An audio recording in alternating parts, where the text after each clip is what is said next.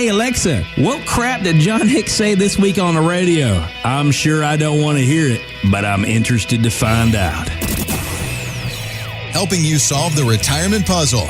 Welcome to The Retirement Solution with John Hicks. Hey, thanks for joining us this week here with John Hicks. I'm Jennifer Perry, and if you have any questions you'd like us to tackle here on the podcast, we'd love to hear from you. You can always go online with us at retirementsolutionradio.com. That's retirementsolutionradio.com. And we've been talking over the last few episodes, John, about the detox that you were on, and somehow you wrote me into this. Woo! I'm not feeling good today, John. Can I be honest with you? I'm 3 days in.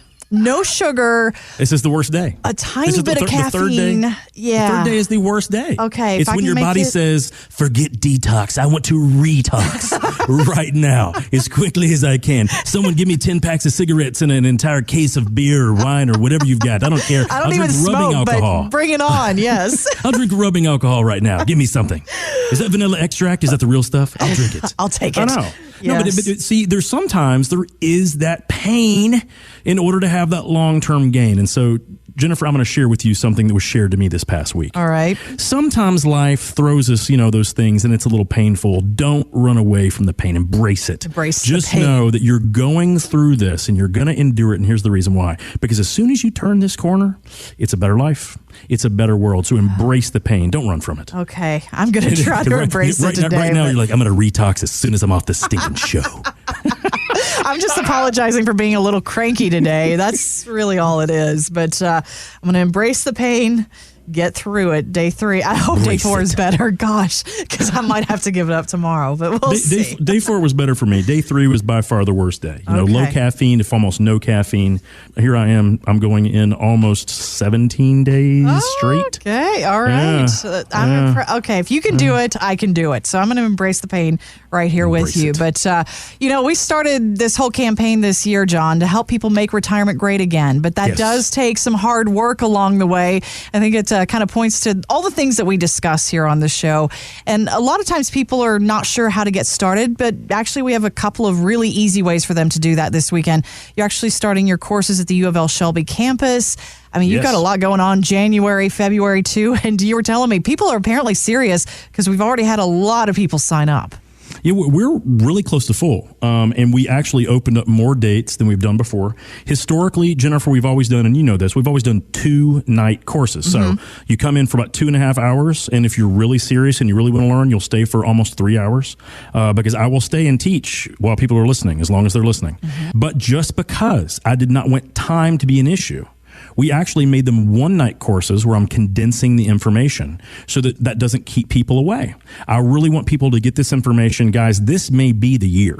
This may be the turning point to where if you make really wise decisions, number one, you can beat up on Uncle Sam by keeping more of your tax money in your pocket, and you can protect yourself from a market downturn, and you can potentially beat the snot out of the long-term performance of the market if you learn to do these things. Yeah. You don't have to have an advisor to do this stuff, guys. Yeah. But you got to know where you are first. That way you know what to work on. Knowing is half the battle. I think that was G.I. Joe. Was it G.I. Joe? Something for my use. Well, you're coming up with all kinds of sayings today. Embrace the pain, and now this one. But today is going to in no way have anything to do with cliches at all, or sayings in any way. Okay. But hey, we want to help you get started here on the new year on making your retirement great again. And this doesn't have to be a painful process, unlike my detox. It can be really kind of refreshing when you know how to do some of these things. Here's another reason why it might be a good time to learn more about how to evaluate our portfolios or tax situation, John, because right now I'm getting all those year-end statements from my various 401ks, investment accounts, that kind of thing. And I am doing what probably 90% of our listeners do. You open it up, you say, hey, that looks nice. Yeah, not bad. Much better than last year. So awesome. And then I put it away and I'm like, I'll get to that later. Sure. But I think right now a lot of the experts out there are kind of warning us against some of this complacency. Jeremy Siegel, who is a finance professor at the Wharton School of Business, they wear ascots there, don't they? They do. I feel like they do. Wharton. But he Princeton Orange. He tells Barron's he's a little worried about how investors are looking at this market. I think the market is certainly not, in my opinion, going to do as well as it did in 2019. Actually, one of the dangers is that people could be throwing risk to the wind, and this thing could be a runaway. We sometimes call that a melt-up. A melt-up. What is that? Yeah, so a melt-up. I don't know who came up with this nonsense. Probably someone at a Hardee's commercial. But a melt-up, what they're talking about is, basically things have just kind of gone through the roof regardless of what we're hearing in the news. You know the guys that we had missiles launched at a U.S. embassy in Iraq. Yeah. You know that Iran there for a couple minutes was acting a little weird. And then we have this whole impeachment thing going on. And for whatever reason, the market's just completely shrugged it off. The thing of it is, it shrugged it off with no new information, Jennifer.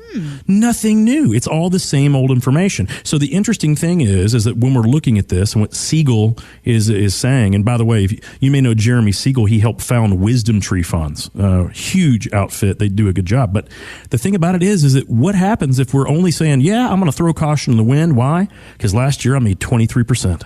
I want to make another 23%. I'm going to let this sucker ride. Let it ride, baby. And that's why the market's essentially been going up. People looked at those year-end statements and they saw, wow, that killed it.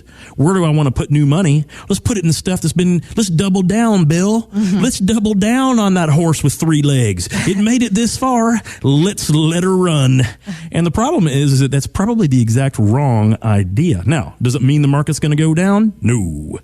What it does mean, however, is that where are you allocating your money? Did you rebalance at the end of last year? If you just did that, you're probably ahead of about 85% of the people out there. But the real question is, how are you prepared for whatever happens next? Up, down, left, right, whatever it is. How are you prepared? What Siegel is talking about, though, unfortunately happens to most people.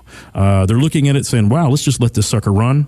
And next thing you know, 2008 happens. And it's down 35, 40, 45, 50%.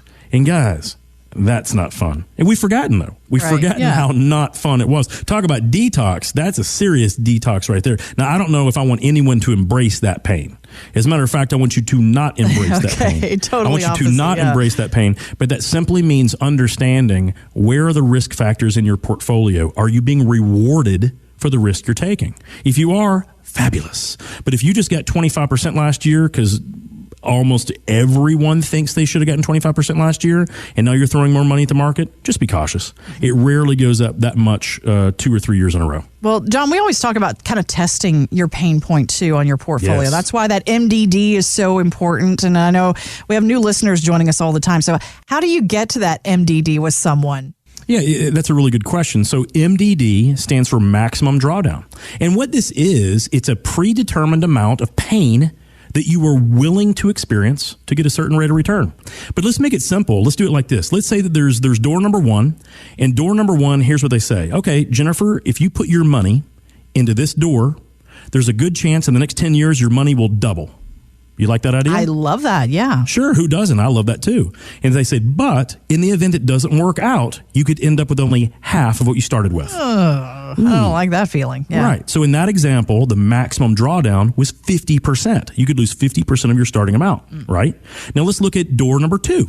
Door number 2, they say, well, listen, it's not quite as good, but if you put your money in here over the next 10 years, you're going to basically get an 80% return on your money. Okay. Hey, that's not so bad, right? Mm-hmm. But if everything goes wrong, the worst case scenario is you would only lose 5% of your original principal. All right. Ooh. So in this one, so which one would you choose? Door number 1, where you can double your money, you get 100% return, but you could lose half. Or door number 2, where you can get 80%, but you could only maximum lose 5. I'll take door number 2 all day, yeah. Yeah. And so as we get closer to retirement, most people find themselves gravitating to door number 2. It's because of the maximum drawdown. If you own a very quality group of Vanguard funds that are diversified, that beat their Lipper peer group, and you look at them, chances are you have a maximum drawdown that's in excess of 33%. 33%. And that is uncomfortable. So the question is, regardless of Vanguard being a good fund company or not, you can control that this day and age. Why wouldn't you want to? Right. But if you don't know that number, those are the people that are often doomed to fail, because it's all good when the market's up. When the market goes down, they're detoxing and they don't like it.